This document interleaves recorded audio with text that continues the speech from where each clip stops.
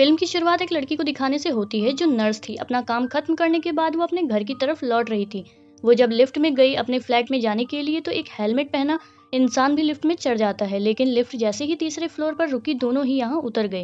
तब वो नर्स अपने फ्लैट में और हेलमेट पहना आदमी उसके पास ही वाले फ्लैट में चला जाता है। अंदर आने के बाद नर्स अपने दोस्त से बात करने लगी। वो उसे बता रही थी कि मेरे साथ वाला पड़ोसी मुझ पर नजर रखता है। बात करते करते नर्स का ध्यान सामने गया। यहाँ एक शर्ट पड़ी थी जो उसकी नहीं थी। उसे शक था कि ये जरूर साथ वाले पड़ोसी ने रखी है, इसलिए वो गुस्से में उसके फ्लैट के बाहर जाकर उसे धमकाने लगती है कि मुझे पूरा यकीन है कि मेरे जाने के बाद तुम मेरे फ्लैट पर आते हो। मैंने इस वजह से अपने फ्लैट पर कैमरा भी लगवाया है। अब देखना, मैं पुलिस को कॉल करके बुला रही हूँ। अब शक की बुनियाद पर नर्स ने सच में कैमरा लगवाया हुआ था, पर अब उसने कैमरे की रिकॉर्डिंग चेक नहीं की थी। उसे धमकाने के बाद नर्स जब अपने फ्लैट में आई, कोई उसके दरवाजे पर दस्तक देता है। वो चेक करने बाहर गई तो जोर जोर से आवाजें आ रही थी। तभी नर्स के ध्यान में अपना फ्लैट खुला रखकर ही चेक करने चली जाती है। वहां उसे छोटी बच्ची मिली। नर्स कहती है, बेटा इतनी रात को यहाँ क्या कर रही हो, जाओ अपने घर चले जाओ फौरन। जिसके बाद नर्स वापस अपने घर आ गई। वो कैमरे की रिकॉर्डिंग चेक कर रही थी। तभी उसे अपने पीछे से आहट महसूस हुई। उसने जैसे ही पीछे मुड़कर देखा, वहां वही हेलमेट वाला इंसान खड़ा था। नर्स को देखते ही उसने अपना रॉड निकाला जिस पर खून लगा हुआ था। उसे देखकर नर्स बहुत डर गई। अपनी जगह से उठी, वहां से भागने की कोशिश करने लगी, लेकिन एकदम से उस हेलमेट वाले इंसान ने उसके सर पर रॉड दे मारा, जिससे वो बेहोश होकर नीचे गिर जाती है। फिर वो रॉड से इतनी बार उस पर वार करता है कि जब तक वो मर नहीं जाती, और उसके सर पर मार मार कर सर ही कुचल कर रख देता है। अब हम एक फैमिली को देखते हैं जिनमें फैमिली के हेड का नाम किम था। उसकी वाइफ और 2 बच्चे थे, एक लड़का और एक लड़की। अब किम को एक बीमारी थी जिस वजह से उसको हल्की सी भी मैली या गंदी चीजों से एलर्जी होती थी। गंदगी उसे जरा भी बर्दाश्त नहीं थी, इसलिए उसे हर चीज बिल्कुल साफ चाहिए थी। अब एक दिन किम के पास कॉल आती है। उसे बताया जा रहा था कि काफी वक्त से तुम्हारा सौतेला भाई लापता है। जिस आदमी की कॉल की थी वो किम को बताता है कि आपका भाई जिस बिल्डिंग में रहता है, मैं वहाँ का केयर टेकर बोल रहा हूँ, और अब आप लोग आए और अपने भाई का सामान ले जाएं। फिर अगले ही दिन किम उस बिल्डिंग में पहुंच जाता है। अब ये बिल्डिंग वही थी जिसे हमने शुरू में देखा था। वो अपने बीवी बच्चों को बाहर ही छोड़कर अपने भाई के फ्लैट में जाता है उसका सामान लेने। वहां उसे अपने भाई और कुछ औरतों और बच्चों के कपड़े, जूते और टूथब्रश मिलता है। ये देखकर किम को अजीब लगा, इसलिए वो केयरटेकर को कॉल करके पूछता है कि क्या मेरे भाई के साथ यहाँ कोई और भी रहा करता था, क्योंकि उसके फ्लैट से मुझे इस तरह का सामान मिला। तो केयरटेकर बताता है कि नहीं, कोई भी नहीं, वो तो अकेला रहा करता था। अब मुझे ये जानकारी हासिल करने किम आसपास के लोगों के फ्लैट में जाता है। यहाँ वो बड़े ही अजीब नोटिस करता है। यहाँ हर किसी की बैल के पास अजीब तरह के निशान बने हुए थे। इस बारे में लोगों से बात करके उसे उस बारे में पता चल जाता है कि ये निशान किस मकसद के लिए बनाए गए हैं। ये निशान दरअसल घर में कौन रहता है इस बारे में बनाए गए हैं, यानी कि कितने आदमी, कितनी औरतें और बच्चे हैं। उसके भाई के फ्लैट के बाहर भी इस तरह के निशान बने हुए थे। बाहर गाड़ी में किम की फैमिली जब बैठी थी तो एक दुकान पर ये देखकर बच्चे गेम खेलने की जिद करते हैं। क्योंकि नई जगह थी इसलिए उनकी मॉम उन्हें मना कर रही थी, पर जब बच्चे बात नहीं मान रहे थे तो वो जाने देती है। खुद अपनी मॉम से कॉल करने के लिए लग जाती है। अब कॉल काटने के बाद जब उसने बाहर देखा तो बच्चे वहां से गायब हो चुके थे।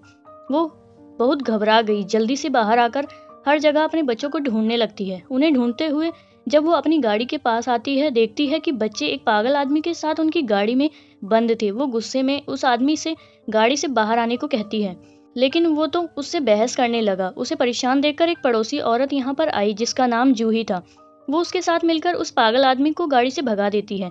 इतनी ही देर में यहाँ किम भी आ चुका था, और जब वो देखता है कि वो औरत ने मेरी फैमिली को बचाया है तो वो उसका शुक्रिया करता है।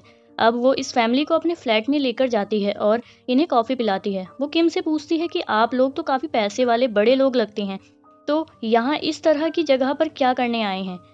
किम बताता है कि इस बिल्डिंग के एक फ्लैट में मेरा भाई रहता है। अब किम के भाई का नाम सुनकर वह इनके साथ अचानक अजीब सा बर्ताव करती है और जबरदस्ती इन्हें अपने घर से बाहर निकालने लगी। हालांकि किम उससे बात करने की कोशिश भी करता है कि क्या हुआ, कोई मसला है, आप अचानक हमसे ऐसा बर्ताव क्यों करने लगी।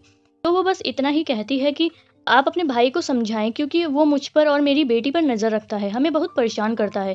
अपने भाई के बारे में इस तरह की बातें सुनकर वो एक फैसला करता है कि मैं कुछ दिन अपने भाई के फ्लैट में ही रहूंगा ताकि सच्चाई जान सकूं। वहां अपने बच्चों को अपनी वाइफ के साथ घर भेज देता है। कुछ देर के बाद हम उसे अपने भाई के फ्लैट के वॉशरूम में देखते हैं। वहाँ अचानक ही उसे अजीब सी आवाज़ आई। वो जब चेक करने बाहर आया तो वहाँ कोई भी नहीं था। उसे अजीब लगा, कॉल करने के लिए जैसे अपने कोड चेक करने लगा तो देखता है कि मोबाइल वहाँ से गायब है। वो सोचता है कि मेरा दरवाज़ा तो लॉक है, फिर अंदर कौन कहाँ से आया जिसने मेरा मोबाइल चुरा लिया। इस सोच के साथ फ्लैट को चेक करने लगा, जहाँ तभी उसे एक खुफिया रास्ता मिल जाता है। उस रास्ते में जब वो गया तो नर्स के फ्लैट में आ जाता है, जिससे हम समझ पाए कि नर्स अपने जिस पड़ोसी की बात कर रही थी वो कह रही थी कि जो उसे परेशान करता था वो और कोई नहीं बल्कि किम का भाई ही था। और उसका शक सही था कि मेरे जाने के बाद वो पड़ोसी यहाँ से आता जाता है। अब किम की वाइफ अपनी बेटी को स्कूल से लेकर घर वापस आ रही थी। वो जब पार्किंग एरिया में थी तो वहाँ सामने की हेलमेट वाला बंदा भी खड़ा हुआ था। फिर वो जैसे ही लिफ्ट में गई, वो हेलमेट पहना इंसान भी उसके साथ लिफ्ट में चढ़ गया। अब जैसे किम की वाइफ एक फ्लोर पर उतरी, हेलमेट वाला इंसान नोटिस करता है और इस तरह उसने देख लिया था कि वो इस फ्लैट में रहती है। अब किम की वाइफ का एक पार्सल आया था जिसे लेने वो बिल्डिंग के बाहर आई, और जब बच्चे घर में अकेले थे तो हेलमेट वाला इंसान उनके दरवाजे पर आकर दस्तक देता है। किम की वाइफ जब पार्सल खोलती है तो हैरान हो जाती है, वो बिल्कुल खाली था। तभी बच्चे अपनी मॉम को कॉल करके बताते हैं कि दरवाजे के बाहर कोई है जो कब से दस्तक दे रहा है। उन्हें मॉम समझाती है कि बेटा मैं बस आ रही हूँ और दरवाज़ा बिल्कुल मत खोलना। हेलमेट वाला इंसान दरवाजे पर बने छोटे सुराख के जरिए अंदर हाथ डालता है, लॉक खोलकर अंदर घुसने की कोशिश करता है, पर नाकाम होता है। दौड़ते भागते किम की वाइफ वापस अपने घर आ जाती है। उसने जैसे ही दरवाजा खोला, ऊपर वाले फ्लोर से आता हुआ हेलमेट वाला इंसान उसे देख लेता है और जबरदस्ती उसके घर में घुसने की कोशिश कर रहा था। लेकिन जैसे तैसे किम की वाइफ उसे बाहर से रोके रखती है और मदद के लिए भी जोर से चिल्लाने लगती है। उसकी आवाज़ सुनकर सामने वाली फ्लैट से एक आदमी निकलकर बाहर आया, जिसे देखकर हेलमेट वाला इंसान वहां से भाग जाता है। इस बारे में फौरन किम को बताया गया, वो भी आ गया और जब पुलिस यहाँ आई, जब कैमरास को चेक किया गया, जिससे पता चला वो हेलमेट वाला आदमी बस किम की वाइफ का पीछा कर रहा था और किसी को उसने देखा तक नहीं। यही जानकर किम को हैरत हुई और वो पुलिस को कहता है कि अगर ऐसा है तो मेरे ख्याल से वो हेलमेट वाला इंसान मेरा सौतेला भाई ही है। इसके बाद किम अपने वकील के पास गया और इनकी बातों से हमें यह पता चला कि वो सौतेला भाई कैसे थे। दरअसल उसके सौतेले भाई के मॉम डैड ने किम को गोद लिया था, और हैरान होने वाली बात यह है कि उसके मॉम डैड ने अपने बेटे की बजाय सारी जायदाद किम के नाम कर दी थी, जबकि उसके सौतेले भाई को कुछ न मिला। हालांकि वो अपने मॉम डैड का असली बेटा था। जब उसके डैड ने ऐसा इसलिए किया क्योंकि जब किम और उसका सौतेला भाई छोटे थे तो उसके भाई पर यह इल्ज़ाम लगाया था कि उसने एक लड़के के साथ बुरा सलूक किया। अब यहाँ किम जानता था कि मेरा भाई बेकसूर है, फिर भी वो झूठ बोल देता है कि हाँ, इसके ऊपर जो इल्ज़ाम लगा है वो सच है। सच में इसने उस लड़के के साथ बुरा सलूक किया था। अब किम ने इसलिए किया, उसके सौतेले भाई को एक बीमारी थी, इस वजह से उसके शरीर पर लाल निशान बन जाया करते थे, और क्योंकि ये मसला था कि उसे गंदगी पसंद नहीं थी, इसलिए वो अपने भाई को पसंद नहीं करता था और उसने झूठ बोला, और बस इसलिए उसके डैड भी उस पर गुस्सा रहने लगे थे। उन्होंने उसे घर से भी बाहर निकाल दिया था और यही वजह थी कि उसके नाम कोई जायदाद भी नहीं लगाई। तो अब किम को लगता है कि ये सब मेरा भाई मुझसे अपना बदला लेने के लिए ये सब कर रहा है, मेरी फैमिली को परेशान करके। वकील से मिलने के बाद वापस अपने फ्लैट में आता है, देखता है कि किसी ने उसके बैल पर भी वही निशान बना दिए थे जैसे उसके भाई के फ्लैट के बाहर बने हुए थे, यानी कि घर में कितने मर्द और औरत और बच्चे रहते हैं। किम पूरी बिल्डिंग को चेक करता है जहाँ सभी के दरवाजे पर इस तरह के निशान बने हुए थे। किम की वाइफ स्कूल गई अपने बच्चों को लेने के लिए, जहाँ वो अपने बेटे को तो ले लेती है, लेकिन बेटे के बारे में पता चलता है कि वो तो कब से ही स्कूल से जा चुका है। बिल्डिंग के कैमरे को चेक करती है जहां उन्हें पता चला कि उनका बेटा पार्क में खेल रहा है, पर मुसीबत थी क्योंकि वो हेलमेट वाला इंसान भी वहां पार्क में मौजूद था। इस पर बारे में वो जल्दी किम को बताती है। वो ये दोनों जल्दी से पार्क में चले जाते हैं। इस बार किम उसे पकड़ने में कामयाब रहता है, उसे काफी मारता भी है, लेकिन वो उसका हेलमेट उतारता है। तभी पता चला कि ये उसका भाई नहीं है बल्कि कोई और ही लड़का है। सारी हालात की वजह से किम काफी परेशान हो गया था। वो स्टिक लेकर अपने भाई के फ्लैट में जाता है, पर जब ये वहां पहुंचा तो वहां कोई भी नहीं था। परेशान होकर वो वापस अपनी गाड़ी में आकर बैठ जाता है कि तभी हेलमेट पहना एक और इंसान मिलता है जो सामने वाली दुकान में जा रहा था, जिसका पीछा वो करने लगा।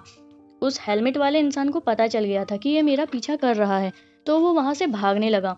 पर उसके पीछे भागकर किम उसे पकड़ लेता है, जहाँ इन दोनों की हाथापाई होने लगती है।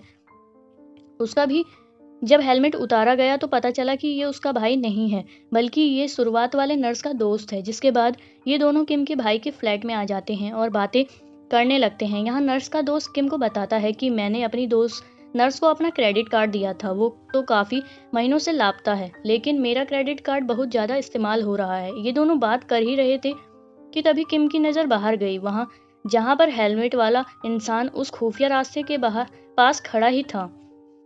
ये दोनों जल्दी से भागकर उसका पीछा करते हैं और नर्स के फ्लैट में आ जाते हैं। ये दोनों जब उसे ढूंढ रहे थे तो तभी किम को अलमारी में नर्स की लाश मिलती है, जो खून से लथपथ प्लास्टिक शेड में लिपटी हुई थी। वो आकर फौरन किम के ऊपर गिर जाती है, जिससे वो काफी डर गया था, चिल्लाने लगता है। उसकी आवाज़ सुनकर नर्स का दोस्त वहां आ गया और जब उसे पता चला कि मेरी नर्स दोस्त मारी गई है तो वो काफी दुखी हो गया। लेकिन तभी पीछे से हेलमेट वाला इंसान उसकी कमर में चाकू घुसा देता है, जिससे वो काफी जख्मी हो गया। पर अगले पल हेलमेट वाला इंसान उसके सर पर जोरदार वार करके उसकी जान ही ले लेता है। जिसके बाद अब वो किम के पीछे पड़ जाता है और रॉड से लगातार उस पर हमला करने लग गया। किम भी इस दौरान चाकू लेके उसके पीछे पड़ गया था बाहर। फिर अचानक ही एक दो रॉड किम को लगे भी, लेकिन फिर भी उसने बचते बचाते उसे पकड़ ही लिया और इन दोनों की जोरदार हाथापाई होने लगी। किम उसके ऊपर आने की कोशिश करता है, ये चेक करने के लिए कि ये कौन है, पर तभी वो चालाक इंसान अपनी जान छुड़वाने के लिए उसकी टांग में चाकू घुसा देता है, जिससे किम को इतनी तकलीफ हुई कि उसने हेलमेट वाले इंसान को छोड़ दिया। और अब हेलमेट वाला इंसान चाकू लेकर किम को मारने ही वाला था कि तभी किम वहां पड़ी ईंट उठाकर हेलमेट पर मार देता है और जल्दी से अपनी जान बचाकर एक फ्लैट में आ गया, जो कि उस औरत जूही का था। उस वक्त जूही तो घर पर नहीं थी, लेकिन उसकी छोटी बेटी थी। उसकी एक आंख खराब थी। किम अपने जख्मों को मरहम पट्टी करता है और क्योंकि उसका मोबाइल बंद हो गया था तो वो जूही की बेटी से फ़ोन मांगता है, पर बच्ची उसे एक कमरे में लेकर गई जहाँ बहुत सारी औरतों के पर्स और बच्चों के खिलौने और ढेर सारे फ़ोन पड़े हुए थे। बच्ची उन्हीं में से एक फ़ोन किम को लाकर देती है, जो किम का ही फ़ोन था। वो उसके कोर्ट से तब गायब हुआ था जब वो अपने भाई के फ्लैट पर था। किम हैरान होते हुए बच्ची से पूछता है कि तुम्हें ये फ़ोन वहाँ कहाँ से मिला। बच्ची बताती है कि ये फ़ोन मुझे मेरी मम्मा ने लाकर दिया है। ये सुनकर किम को सारी बात समझ आ गई थी, यानी कि हेलमेट पहनकर सबको जो मारता है वो और कोई नहीं बल्कि इस बच्ची की मॉम जूही है, और जिन लोगों का सामान वहाँ पड़ा था वो सब इसके शिकार थे। ये जानकर किम चक्कर खाकर वहीं जमीन पर गिर जाता है, लेकिन जब उसकी नज़र सामने गई तो उसे अपने भाई की लाश दिखती है। वो भी खून से लथपथ थी, बिल्कुल नर्स की ही लाश की तरह। इससे पहले कि वो कुछ करता, हेलमेट पहने जूही भी यहाँ आ जाती है और किम के सर पर जोरदार रॉड से हमला कर देती है, जिससे वो बेहोश हो गया। उसे मरा हुआ समझकर जूही उसका सारा सामान ले लेती है। उधर किम की वाइफ अपने सामान की पैकिंग कर रही थी, क्योंकि वो अपने बच्चों को अपनी मॉम के घर अमेरिका भेज रही थी। बिल्डिंग के बाहर हम जूही को देखते हैं, जो अपनी बेटी के साथ किम की वाइफ के फ्लैट में ही आ रही थी। गाड़ी में बैठकर किम की वाइफ को याद आता है कि मैं दवाइयाँ लेना भूल गई हूँ, इसलिए वो दवाइयाँ लेने वापस फ्लैट में आ गई। दवाइयाँ लेकर वो जाने ही वाली थी कि तभी उसके पास किम की कॉल आ गई।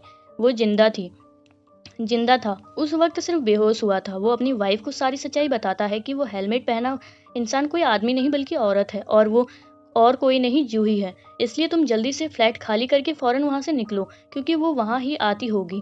इससे पहले कि उसकी वाइफ वहां से भाग पाती, जूही वहां आकर रॉड से उस पर वार करके बेहोश कर देती है। फिर जूही जाती है पार्किंग एरिया में, जहां गाड़ी में उनके बच्चे बैठे थे।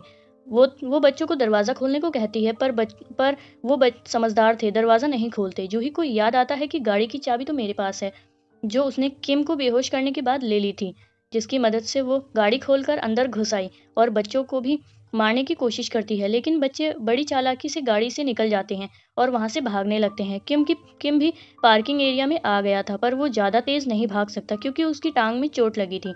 दोनों बच्चे जूही से बचते हुए पहले ही अपने फ्लैट में आ चुके थे। जूही फिर भी पीछा करते करते अंदर घुस ही आई थी।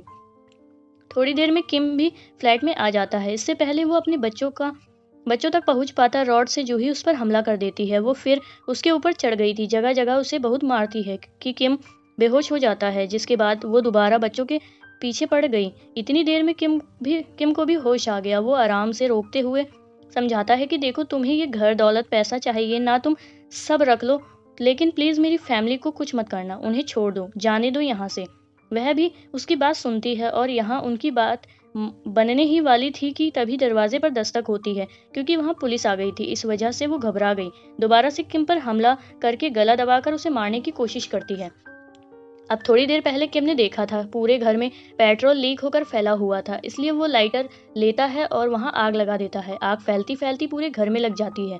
आग को देखकर जूही काफी घबरा गई थी, क्योंकि आग उसके बहुत करीब थी और उसके कपड़े भी जल जल रहे थे। वो पानी डालकर आग बुझाने की कोशिश करती है, लेकिन आग के लपेट में वो पूरी तरह आ चुकी थी। जूही पूरी तरह से जलकर मौत हो जाती है। तभी दरवाजा खोलकर पुलिस भी अंदर आ गई और इस बुरे हाल को संभालते हुए उस फैमिली को भी बचा लेती है। अगले दिन दिखाया गया कि किम की फैमिली बिल्कुल ठीक सही सलामत है। किम ने अपना फ्लैट छोड़ दिया था, जहां अब एक नई फैमिली शिफ्ट हो रही थी, क्योंकि किम अपनी पूरी फैमिली को लेकर हमेशा के लिए अमेरिका शिफ्ट हो रहा था। उसके बाद हम देखते हैं कि उसकी फ्लैट की एक अलमारी में जूही की बेटी अभी तक छुपी हुई थी। मैं आपको एक बात बताती हूँ, शुरुआत में जूही का टारगेट नर्स नहीं, बस किम का भाई ही था।